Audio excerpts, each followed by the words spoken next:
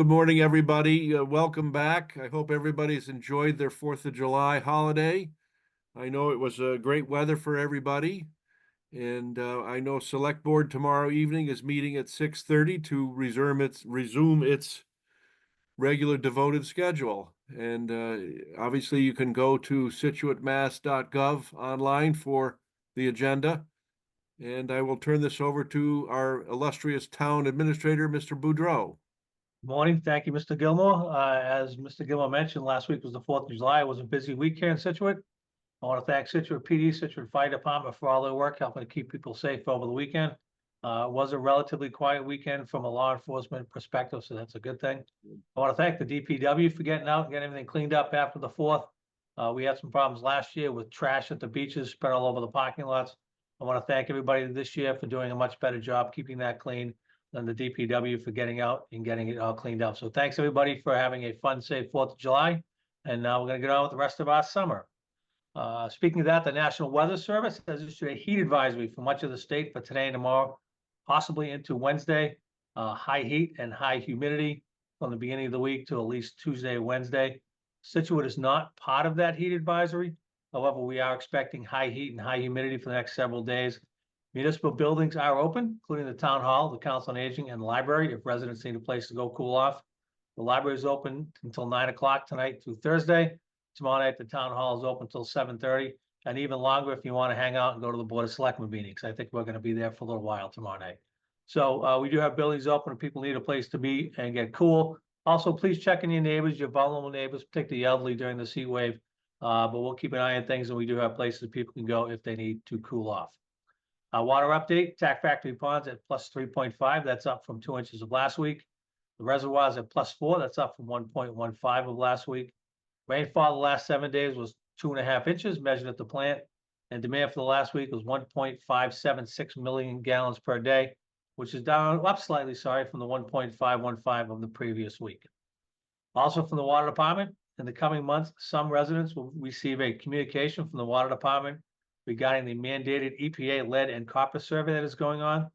This does not mean that residents have a lead and copper issue or even that they have any lead in their service line. For the EPA survey, we just need to confirm the materials for all service lines. The company providing it will likely send a postcard with a QR code. You can take a picture of your service line inside the house and send it to us to verify the service materials. Only those residents we don't currently have information on file about your service line will be getting a card or a letter. So if you don't get a card or a letter, that means we already have information about your line on file. If you have any questions, you contact the water department, 545-8735. We received a lot of questions about the Purple Dinosaur Playground. If you drive by, it looks complete. The construction is complete at this point. However, before we can open it, we need to have an independent contractor certify the construction and the installation. We're hoping to have that certification done this week.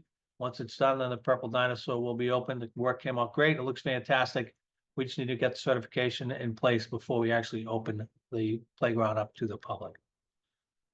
Finally, after what seems like forever, milling and paving on Chief Justice Cushing Highway from the Rotary to First Parish Road is beginning today, Monday the 8th at 9 a.m. Milling of the roadway will be followed by the asphalt paving, weather permitting. Motorists should seek alternate routes if possible, and residents in the work area will experience delays during construction and should plan accordingly. Local traffic is allowed during construction. Castings will be raised following the milling, so you should use caution going through that area with the raised castings. The work is expected to take 3 weeks in total, so they'll be milling, they'll be raising the castings, and they'll be out there paving, weather permitting. Board of Health, all beaches are open for the Board of Health for our weekly sampling. Recreation Department wants to remind residents that Scituate owns 4 beach wheelchairs available for Egypt, Peggotty, Hammerock, and Minot. The Minot chair is stored at the Recreation Department and requires transportation to the beach and back. You can sign up by getting in contact with the Recreation Department in person or over the phone to get that chair down there if you have someone who needs it to use the beach. The Bike Committee also wants to remind residents that with summer upon us, there were more people out walking and biking, so motorists should take more care when driving around town. They also want everybody to be aware of a new law that has gone into effect and new signage that they'll be seeing around town. Massachusetts now requires distance between any vehicle and a biker to be 4 feet and at a safe passing speed. We've posted these new signs in several places around town to remind motorists of the 4-foot rule. By state law, the 4-foot distance is required to pass not only bikers, but pedestrians and any road workers as well. This will mean if there's oncoming traffic, the motorist must wait until the traffic has cleared to properly give space to safely pass the pedestrian, biker, or worker. Please be on the lookout and be safe this summer with bikers, walkers, and all our vehicles. Also beginning today, Monday the 8th, the water main contractor will continue water main installation on Jericho Road. The roadway will be closed from Beaver Dam Road to Hadley during this construction period this week from 7:30 a.m. to 4 p.m. The road will be open for local residents and pedestrian traffic only. We urge motorists to use the Tilden Road detour.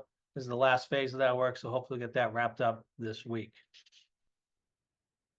Finally, the work in the lighthouse is substantially complete. We're waiting for the installation of a dehumidifier on the interior and punch list items at this time.